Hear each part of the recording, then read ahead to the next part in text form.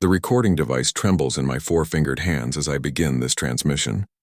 My name is Zethkar, former battle commander of the Valerian Third Fleet, and what I'm about to tell you will change everything we thought we knew about the species called humans.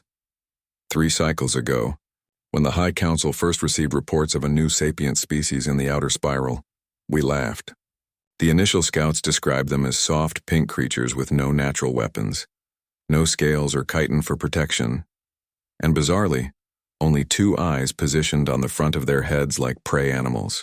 They seemed to be trapped on a single world, having barely mastered primitive rocket technology. The Council dismissed them as another failed species, destined for extinction. How wrong we were. I was commanding a routine expansion patrol when we received orders to investigate the human homeworld they called Earth. Standard protocol demanded we announce ourselves and offer them membership in the Galactic Consortium under our protection. It was supposed to be simple bureaucracy, nothing more than filing paperwork for another primitive world. But when our ships dropped out of hyperspace at the edge of their solar system, something felt wrong immediately. My tactical officer Prexton noticed it first. His sensor readings showed no signs of the expected primitive civilization. Instead, the entire system buzzed with electromagnetic activity far beyond what any pre-spaceflight species should possess. The third planet, their homeworld, glowed with artificial lights visible even from the outer planets. Massive orbital installations circled it like a crown of thorns. But most disturbing were the structures we detected throughout the system, artificial habitats on their moon, mining operations on the red planet they called Mars, and strange geometric patterns of metal and energy extending far beyond their world. I ordered a closer scan, following standard first contact procedures. That's when we detected them ships unlike anything in our databases. They weren't the crude metal cylinders we expected from a primitive species. These vessels moved with purpose and grace, their hulls seeming to bend light around them in ways that made our optical sensors struggle to maintain locks. Prexton's voice cracked as he reported the readings. "Commander, these vessels, they're using technologies we don't recognize. Their power signatures are off the charts." I should have turned back then.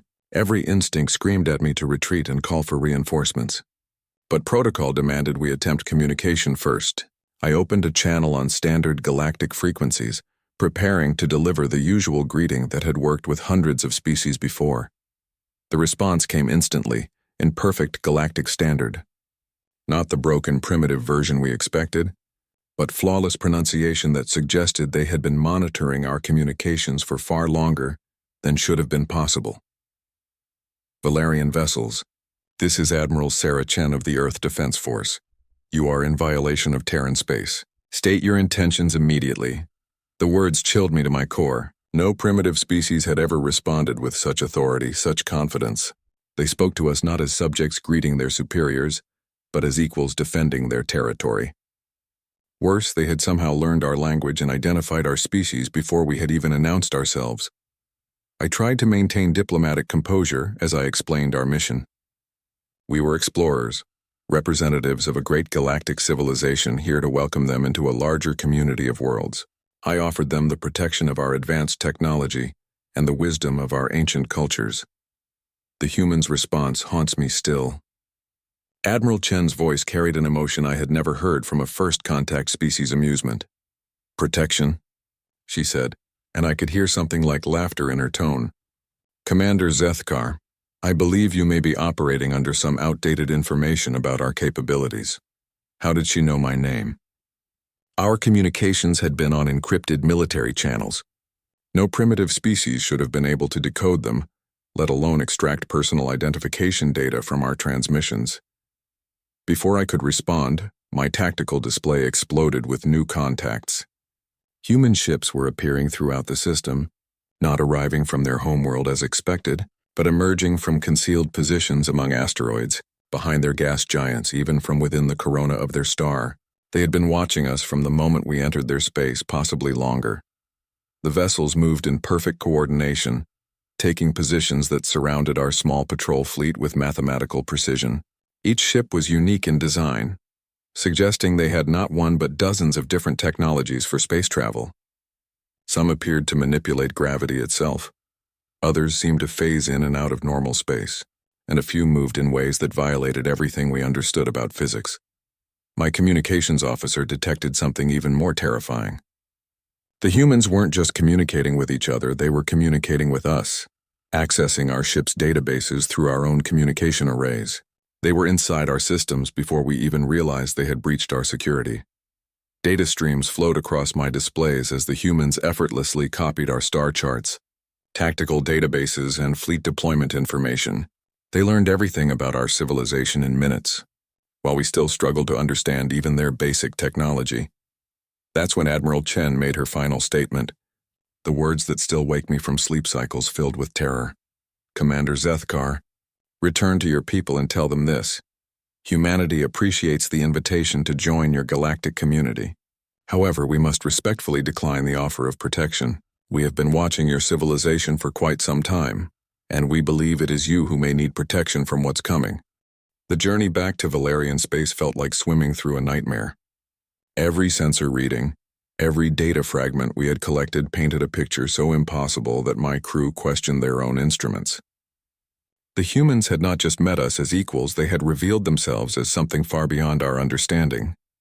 I spent sleepless cycles reviewing the encounter recordings, trying to make sense of what we had witnessed. The humans had demonstrated technologies that our most advanced research divisions claimed were theoretical impossibilities, ships that bent space-time, weapons that could manipulate matter at the quantum level, and most terrifying of all, artificial intelligences that seemed to think faster than any organic mind. When we finally reached Valerian Prime, the High Council received my report with the same skepticism I would have shown just weeks earlier. Grand Admiral Thexmore dismissed my warnings as exaggeration born from first contact stress. The data we brought back was labeled as corrupted or misinterpreted. They couldn't accept that a species they had written off as primitive could possess capabilities that made our own civilization look like children playing with toys. But I had seen their eyes. I had looked into Admiral Chen's face during our final transmission, and what I saw there still haunts my dreams. There was no fear, no uncertainty, no desperation of a species facing the unknown. Instead, there was patience. The humans had been waiting for us, planning for our arrival, preparing for this moment with a thoroughness that suggested they understood us better than we understood ourselves. The Council decided to send a larger expedition to establish proper diplomatic relations with Earth. They assigned Battle Group Tanix, 15 ships including our newest dreadnought, the Destroyer of Suns. They still believed the humans could be impressed by our military might, convinced into accepting our guidance through a show of superior firepower. I begged them not to go. I submitted formal protests, detailed analyses of the human capabilities we had witnessed, even personal appeals to commanders I had served with for decades. They ignored every warning. In their minds, I had simply encountered an unusually advanced human outpost. Nothing more than clever tricks designed to make them seem more dangerous than they actually were. Commander Vorthak, who had been chosen to lead the diplomatic mission, visited me before departure. He was confident, almost arrogant, as he assured me that his battle group would succeed where my small patrol had been confused. Zethkar, he said, his voice carrying the authority of someone who had never faced a truly superior enemy, you've let these humans play games with your mind. We've analyzed your data thoroughly.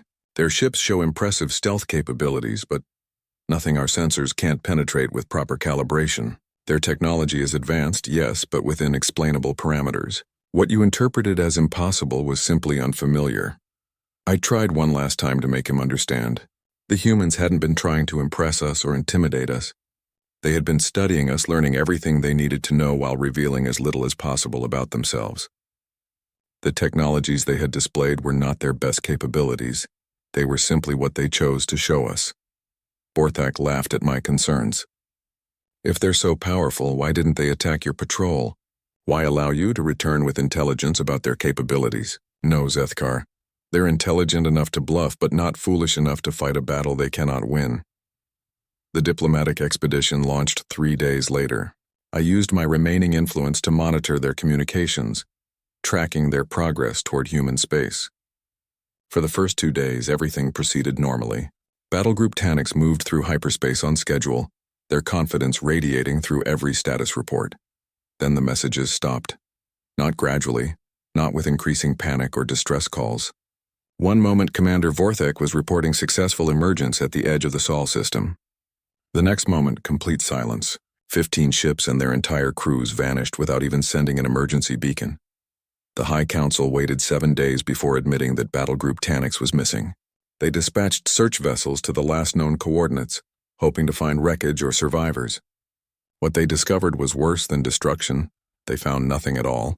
No debris, no energy signatures, no trace that 15 Valerian ships had ever existed. The search teams did find something else, though. A single human vessel waited at the exact coordinates where our battle group had emerged from hyperspace. It sat motionless in space, broadcasting a message on Valerian military frequencies. The transmission was from Admiral Chen herself. Her image appeared on our screens with the same calm confidence she had shown during our first encounter. But now I could see something else in her expression, something that made my blood freeze in my veins. "Members of the Valerian High Council," she began, her voice carrying across the void with perfect clarity, "we received your diplomatic mission as requested. After careful consideration of their proposal, we must unfortunately decline formal relations at this time." She paused, and for a moment her human features showed something that might have been regret. "Your ships and crews are unharmed, though they may be somewhat disoriented by their relocation. You will find them in the Kepler 442 system, approximately 47 light-years from your current position. Their weapons have been permanently disabled, but their life support and navigation systems remain fully functional." The message continued, but it was her next words that shattered everything we thought we knew about warfare, about power, about our place in the galaxy.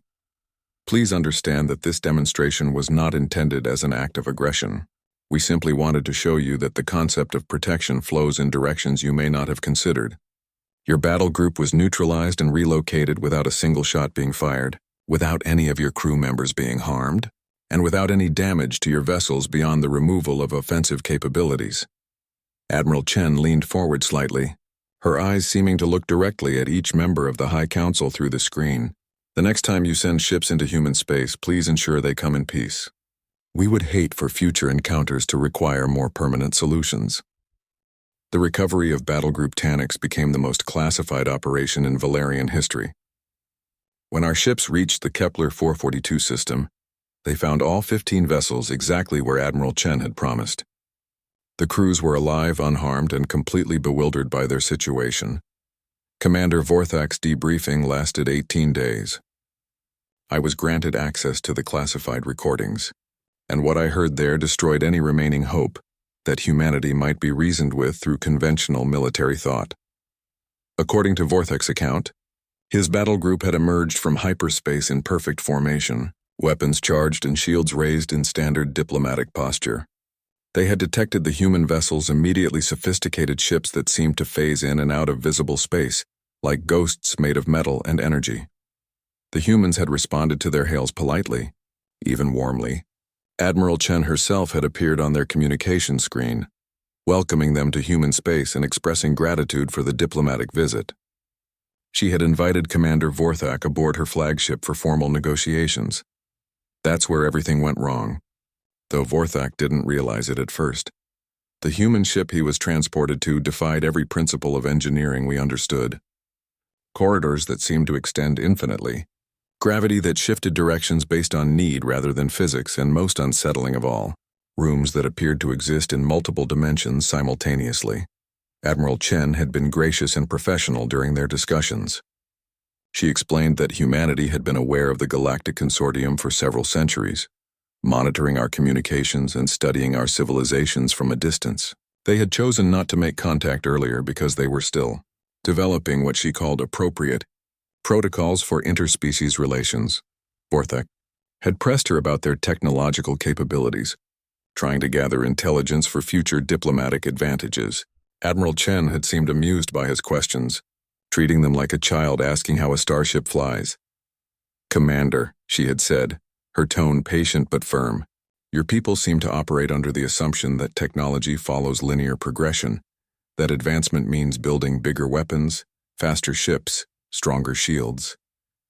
Humanity learned long ago that true power comes not from force but from understanding." She had gestured to a wall that suddenly became transparent, revealing the vast interior of her ship. Fourth Act described seeing impossible machinery that seemed to operate on principles that violated causality itself. Devices that appeared to manipulate time, space, and matter as casually as we might adjust environmental controls. "We don't build weapons to destroy our enemies," Admiral Chen continued. "We prefer to understand them so completely that conflict becomes unnecessary.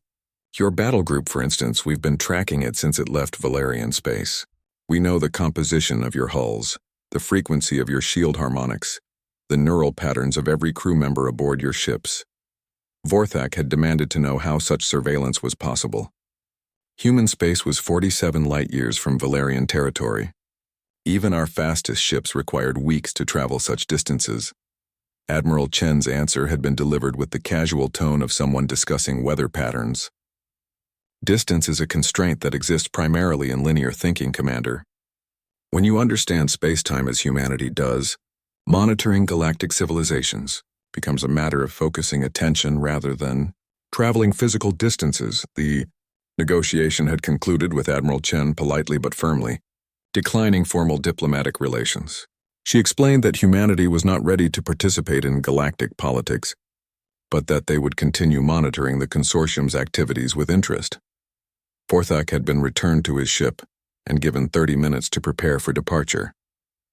That's when he discovered the true horror of humanity's capabilities.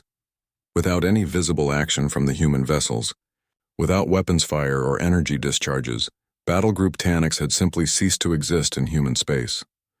15 ships and their crews had been instantaneously transported across 47 light-years of space to a completely different star system. The crews remembered nothing of the transition. One moment they were in Sol system, the next they were orbiting an unknown planet with their weapon systems completely deactivated. Not destroyed or damaged, simply turned off at a level so fundamental that our engineers still cannot determine how it was accomplished. But the most terrifying discovery came when our technical teams examined the ships themselves. Every vessel had been subtly modified during the transport. New components had been integrated into critical systems, devices that our scientists couldn't understand or remove. When activated, these additions projected holographic messages throughout the ships. The messages were from Admiral Chen, recorded separately for each vessel's crew. In each one, she demonstrated impossible knowledge of every crew member's personal history, family connections, and individual psychological profiles. She spoke to each sailor by name, referencing memories and experiences that should have been known only to them. "These modifications," she explained in one message, "serve as communication devices should you ever need assistance.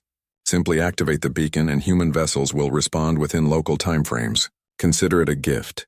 Insurance against the dangers that exist in this galaxy beyond our current understanding." The implications were staggering. The humans had not only transported our entire battle group across impossible distances, they had simultaneously conducted detailed psychological analysis of every individual crew member, installed unknown technology throughout our ships, and done it all without anyone aboard the vessels being aware of what was happening. "Commander, Vorthak's final report to the High Council contained a recommendation that chilled every military leader who read it. Under no circumstances," he wrote, "should Valerian forces attempt hostile action against humanity. They possess capabilities that render traditional warfare meaningless. We are not their equals. We are not their rivals. At best, we might hope to be useful to them. At worst, we are obstacles that can be moved aside without effort." The High Council classified Vorthak's report at the highest security levels and began developing new protocols for dealing with humanity. But they made one crucial error. They assumed the humans would remain passive, content to hide in their corner of the galaxy, while more aggressive civilizations expanded around them. They failed to understand that Admiral Chen's messages contained a warning, not a promise. 6 months after the Battle Group Tanix incident, everything changed when the Korthax hegemony declared war on humanity.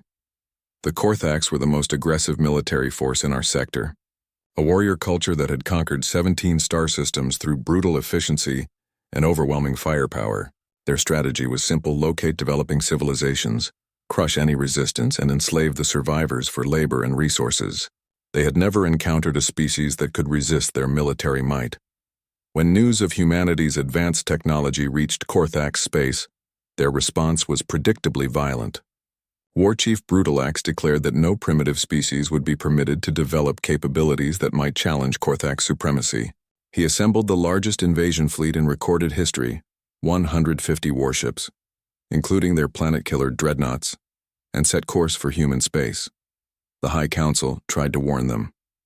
I personally delivered copies of our encounter reports to Korthak's command, explaining the impossible technologies we had witnessed.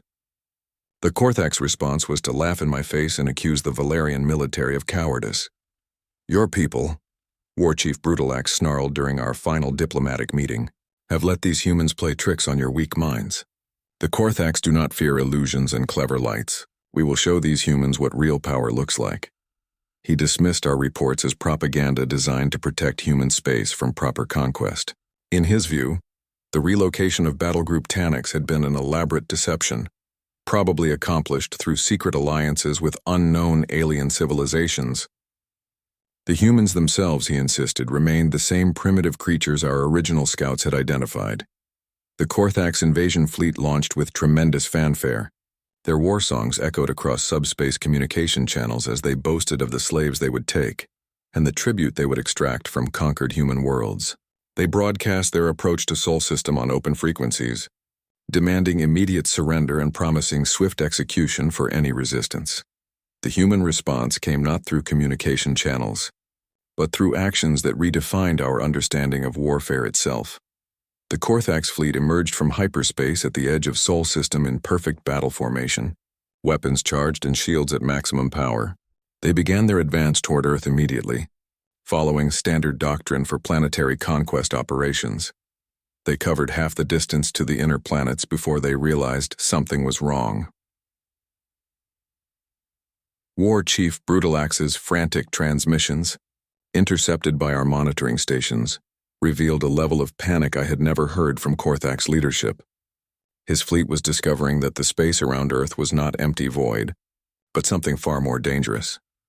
The entire solar system had become a trap. What appeared to be normal space was actually filled with invisible barriers that deflected weapons fire in impossible directions. Korthak's plasma cannons fired at Earth found their energy redirected to strike their own ships. Missile volleys launched at human orbital stations somehow curved through space-time to impact Korthak's vessels from directions that violated basic physics. But the humans weren't simply defending. Themselves, they were teaching the Korthaks a lesson in humility. Every Korthak's weapon that fired was allowed to discharge completely, its energy carefully redirected to disable specific systems on specific ships.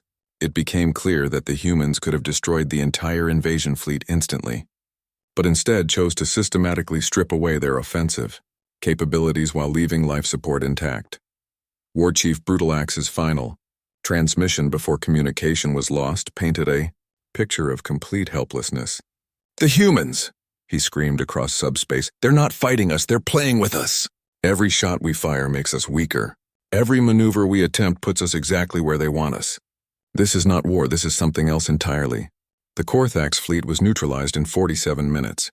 Not destroyed, not captured, but simply rendered irrelevant.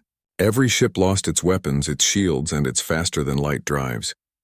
The crews were unharmed, but their vessels became nothing more than life, support containers drifting helplessly through space. Then Admiral Chen delivered her response to the Korthak's invasion attempt.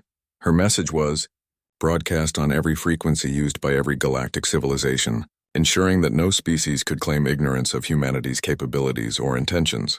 When her image appeared on screens across known space, her expression carried a weight that made even veteran military commanders step back from their displays. "Citizens of the galaxy," she began, her voice carrying authority that seemed to resonate through the fabric of space itself. "Humanity has been monitoring your civilizations with great interest. We have watched your wars, studied your cultures, and learned from your achievements and failures." She paused, and for a moment, something that might have been sadness crossed her features. "We had hoped to remain observers for longer, allowing your species more time to develop wisdom alongside your technologies. However, recent events have convinced us that more direct intervention may be necessary." The implications of her words struck terror into every military leader listening. If humanity had been observing all galactic civilizations, then every government, every military strategy, Every secret weapon development program was known to them. Admiral Chen continued her address, her tone becoming more formal, more final. The Korthax hegemony has demonstrated the kind of aggressive expansion that leads to galactic instability. Their invasion fleet has been neutralized and their leadership will be relocated to a world suitable for reflection on the consequences of unnecessary violence. She gestured behind her, and the view expanded to show the interior of what appeared to be a massive space station. Inside, clearly visible through transparent barriers, were the leadership of the Korthax hegemony. War Chief Brutalax and his command staff sat in comfortable but clearly secure quarters, their expressions showing the same bewildered terror that was spreading across the galaxy. "They will remain our guests," Admiral Chen explained, "until such time as their civilization develops more constructive approaches to interspecies relations. Their fleets have been disabled but not destroyed. Their crews will be returned to Korthax space with modified ships that cannot be used for aggressive actions." The final portion of her message was directed at the galactic community as a whole, and her words carried implications that still keep me awake during rest cycles. Humanity is prepared to take a more active role in galactic affairs. We have observed that your current approach to civilization development relies heavily on competition, conquest, and resource exploitation. While these strategies may seem effective in the short term, they ultimately lead to systemic instability and mutual destruction.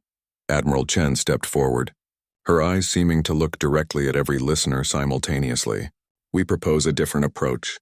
Humanity will serve as guardians of galactic peace, ensuring that developing civilizations are protected from exploitation and that established powers focus their energies on constructive rather than destructive activities." The broadcast ended with a demonstration that eliminated any doubt about humanity's ability to enforce their new role. Every military vessel in the galaxy, regardless of location or security classification, simultaneously experienced the same phenomenon. For exactly 60 seconds, every weapon system on every ship simply stopped working. Not damaged, not destroyed, just switched off as easily as deactivating a light fixture. After 60 seconds, everything returned to normal function, but the message was unmistakable. Humanity could disable any military force in the galaxy whenever they chose to do so. The galaxy's response to humanity's declaration varied dramatically across different civilizations, but the underlying emotion was universal terror, masked by desperate attempts at diplomacy. Within days of Admiral Chen's broadcast, every major government began developing new policies for dealing with what they now understood was not a peer civilization, but something closer to a force of nature. I was assigned to the Valerian Response Committee, tasked with developing strategies for coexistence with humanity. The irony wasn't lost on me that the same commanders who had dismissed my warnings were now begging for any insight I could provide about human psychology and capabilities. Our first challenge was understanding what humanity actually wanted. Traditional conquest made sense. We could comprehend economic exploitation, territorial expansion, or resource acquisition. But humanity seemed uninterested in any of these conventional motivations. They had demonstrated the ability to take anything they desired, yet they took nothing. They could have enslaved every species in the galaxy, but instead offered protection. Grand Admiral Thexmore, who had once laughed at my reports, now studied them with the desperate intensity of someone searching for salvation. "Zethkar," he said during one of our strategy sessions, "you've spoken with them directly. What do they actually want from us?"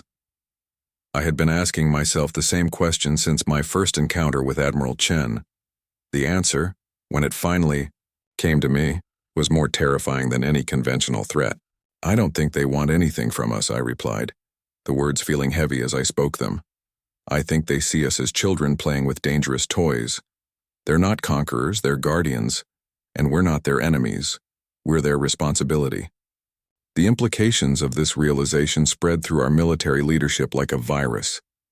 If humanity viewed other galactic civilizations as primitive children, then every action we took would be evaluated not on strategic merit, but on whether it demonstrated sufficient maturity to justify continued independence.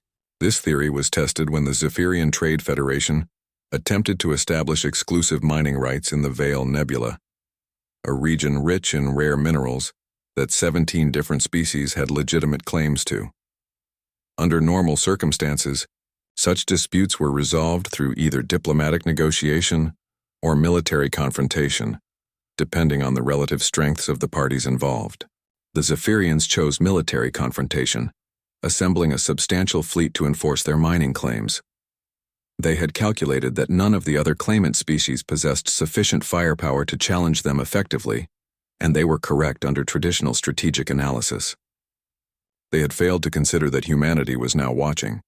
The human intervention came without warning or announcement. The Zephyrian fleet, while advancing toward the Veil Nebula, suddenly found their ships surrounded by human vessels that seemed to materialize from empty space. No demands were made, no ultimatums delivered. Instead, every ship in the Zephyrian force was simply transported to a neutral location near the galactic core.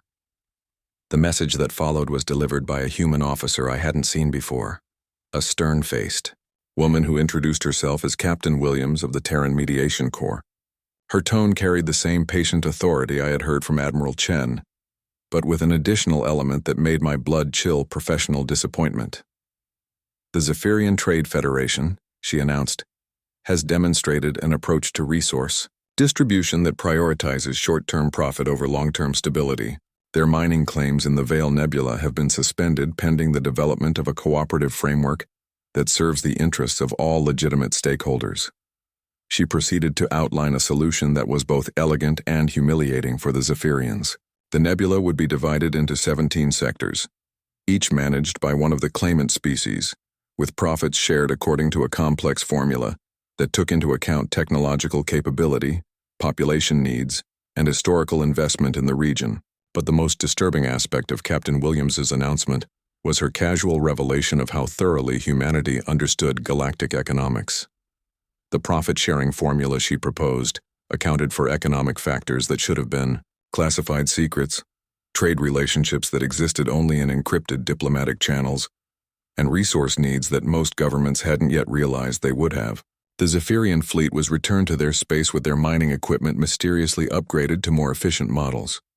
The upgrades came with built-in safeguards that prevented the equipment from being used for military purposes, but dramatically improved their effectiveness for legitimate resource extraction. This pattern began repeating across the galaxy. Every conflict that arose found human observers arriving to impose solutions that were invariably fair, invariably effective, and invariably enforced through demonstrations of technological superiority that grew more sophisticated with each intervention. The hegemony of Roth discovered this when they attempted to expand into systems inhabited by the peaceful Maloney Collective. The Maloney were pacifist philosophers who had never developed military technology, making them ideal targets for conquest under traditional galactic politics. The Roth invasion fleet never reached Maloney space. Instead, they found themselves having extended conversations with human diplomats who seemed to understand Roth culture better than most Roth citizens did. These diplomats patiently explained why expansion through conquest was economically inefficient compared to cooperative development, providing detailed economic models that proved their point.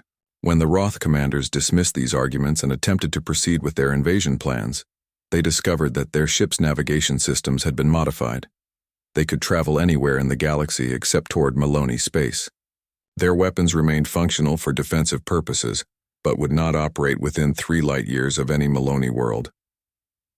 The most sophisticated attempt to challenge human authority came from the Zerion Empire, an ancient civilization that had ruled their corner of the galaxy for over 2,000 years. They had observed humanity's interventions with growing alarm, recognizing that their own empire depended on exactly the kind of aggressive expansion and resource exploitation that humans seemed determined to prevent. Emperor Zaxxas personally led a diplomatic mission to Sol System, hoping to negotiate some form of accommodation between human and Zerian interests. He brought gifts of incredible value, offers of tribute that could have purchased entire star systems, and proposals for dividing the galaxy into spheres of influence. The meeting took place aboard a human orbital station that defied every principle of physics our scientists thought they understood. Emperor Zaxxas later described walking through corridors that seemed to extend through multiple dimensions simultaneously, past chambers that contained miniature stars and rooms where gravity flowed like water. Admiral Chen received him in a space that appeared to be larger than the entire station should have been, surrounded by displays that showed real-time information about every world in the Xerion Empire. She listened politely to his proposals, occasionally asking questions that demonstrated impossible knowledge of Xerion internal politics and military capabilities. When Emperor Zaxxas finished his presentation, Admiral Chen's response was delivered, with the same calm professionalism that characterized all human diplomatic interactions. "Your Majesty," she said, "we appreciate your willingness to engage in constructive dialogue. However, I believe there may be some misunderstanding about the nature of our relationship with galactic civilization." She gestured to the displays around them, which showed detailed analyses of every aspect of Xerion society. The Xerion Empire, like many established civilizations, has developed sophisticated systems for resource management and social organization. However, these systems depend on the exploitation of less developed species and the suppression of potential competitors. Admiral Chen stepped closer to the Emperor, her expression showing something that might have been sympathy. "We're not interested in negotiating spheres of influence or establishing tribute arrangements. We're here to ensure that every species in the galaxy has the opportunity to develop their full potential without interference from aggressive neighbors." The final blow came when she revealed the true scope of human surveillance capabilities. "We have been monitoring Xerion activities for quite some time, Your Majesty. We know about the slave colonies in the Outer Rim, the forced labor camps on industrial worlds, and the systematic suppression of technological development in conquered territories." Emperor Zaxxas left Sol System with the understanding that the Xerion Empire's days of conquest were over. Not because humanity had declared war, but because they had made continued aggression impossible. The transformation of galactic civilization under human oversight happened faster than anyone thought possible. Within a single solar cycle, conflicts that had raged for centuries simply ended, not through conquest or surrender, but through the quiet, relentless application of human problem-solving capabilities that made warfare seem like an obsolete concept. I witnessed this firsthand when the ancient territorial dispute between the Canthari Republic and the Solith Federation was resolved in what became known as the Canthari Miracle. These two civilizations had been fighting over the same cluster of resource-rich worlds for 800 years, with neither side able to achieve decisive victory. Millions had died in their conflict, and both societies had structured their entire cultures around perpetual warfare. The human solution was elegant in its simplicity and terrifying in its implications. Rather than choosing sides or imposing arbitrary boundaries, they simply changed the fundamental nature of the problem. Captain Rodriguez of the Terran Diplomatic Corps arrived in the disputed region with a small fleet of human vessels. She invited representatives from both governments to witness what she called a demonstration of alternative resource management techniques. What followed challenged every assumption about scarcity and competition that had driven galactic politics for millennia. The humans began by scanning the contested worlds with technologies that revealed mineral deposits our best surveys had missed. Then they deployed machines that seemed to alter matter at the molecular level, transforming worthless rock into rare metals and creating entirely new types of resources that neither civilization had imagined possible. Within days, every planet in the disputed cluster contained enough wealth to satisfy both civilizations for centuries, but the humans went further, installing automated systems that would continue generating resources indefinitely, powered by what they described as environmental harmony engines that actually improved planetary ecosystems while producing materials. Captain Rodriguez presented this gift to both governments with a single condition. The recipient civilizations would share the resources equally and use their newfound wealth to focus on cultural and technological development rather than military expansion. The Canthari and Solith representatives signed the agreement immediately, but I could see the fear in their eyes. Humanity had solved their ancient conflict not through diplomacy or force, but by demonstrating that the entire foundation of their dispute scarcity itself was an illusion that more advanced civilizations could dispel at will. This pattern repeated across the galaxy as humans revealed that most interspecies conflicts were based on unnecessary competition for resources that could be created rather than conquered. Energy shortages were solved through technologies that harvested power from dimensional boundaries. Territorial disputes became irrelevant when humans demonstrated how to create habitable worlds in previously uninhabitable systems. But the most profound change came when humanity began addressing what they called developmental inefficiencies in galactic civilization. They had observed that most species spent enormous resources on military forces that could be redirected toward scientific research, cultural advancement, and social improvement. The proposal they made to the Galactic Consortium was simultaneously generous and terrifying.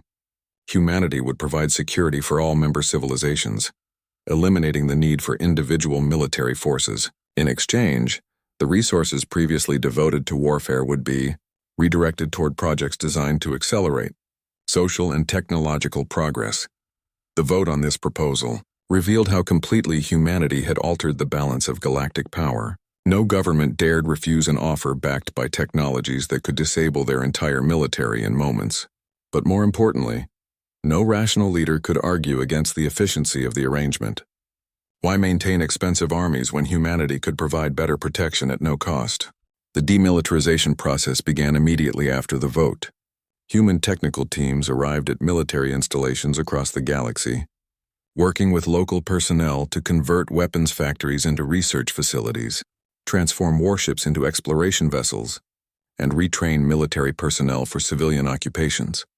I participated in the conversion of our own fleet, watching as human engineers effortlessly modified our ships for scientific missions rather than warfare. The process was educational in ways that still disturb me. Our most advanced military technologies were treated as amusing curiosities by humans who could improve them beyond recognition with casual adjustments. But what truly shattered my understanding of power was watching them work with our crews. The humans didn't just modify our ships, they modified us, not physically but psychologically. They conducted what they called career transition counseling that helped former military personnel discover talents and interests they had never known they possessed. Within months, soldiers who had spent their entire lives training for war were becoming artists, scientists, explorers, and philosophers. They weren't forced into these new roles, they were guided to discover that these paths offered more satisfaction than the military careers they were abandoning. The most disturbing aspect of this transformation was how natural it felt. The humans weren't imposing their will through force or manipulation. They were simply removing obstacles that had prevented civilizations from reaching their full potential. They showed us that warfare, scarcity, and competition were not inevitable features of intelligent life, but problems that could be solved through sufficient understanding and technology. I found myself assigned to a converted exploration vessel, tasked with mapping previously unexplored regions of the galaxy.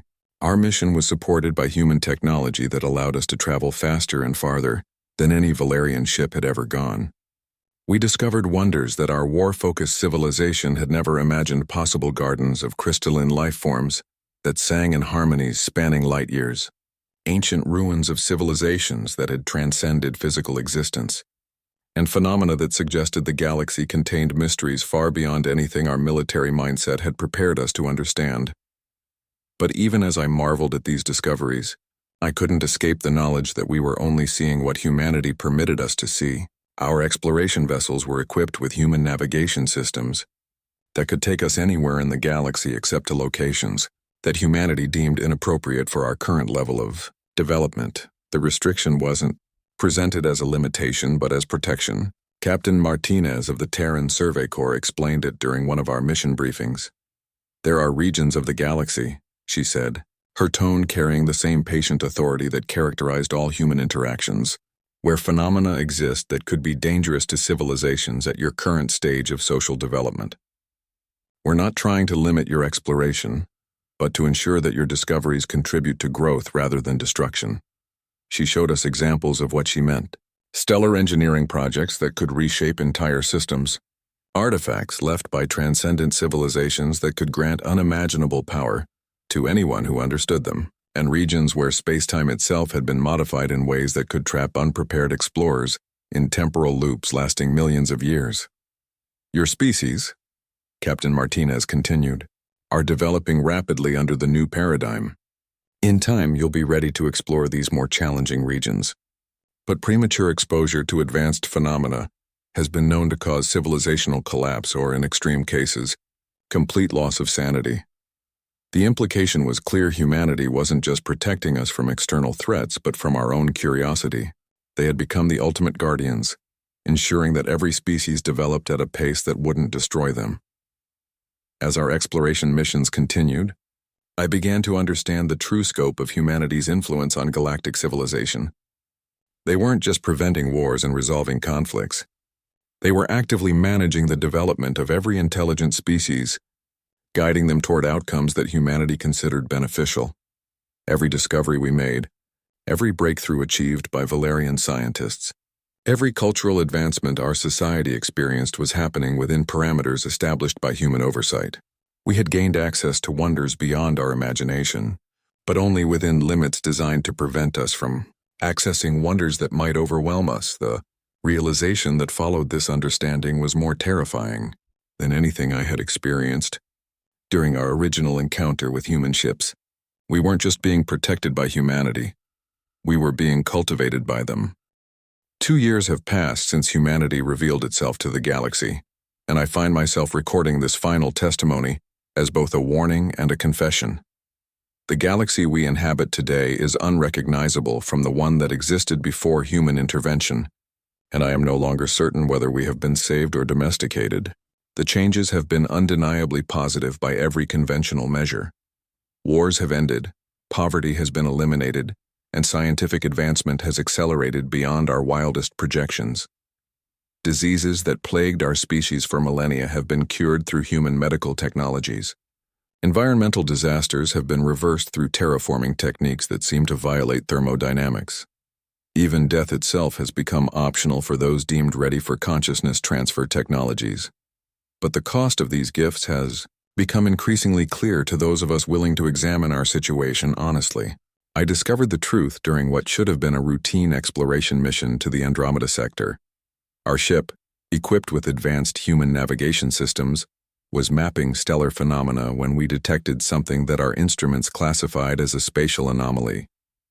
The reading suggested a region of space where physical laws operated differently, possibly indicating the presence of artifacts from an extinct supercivilization.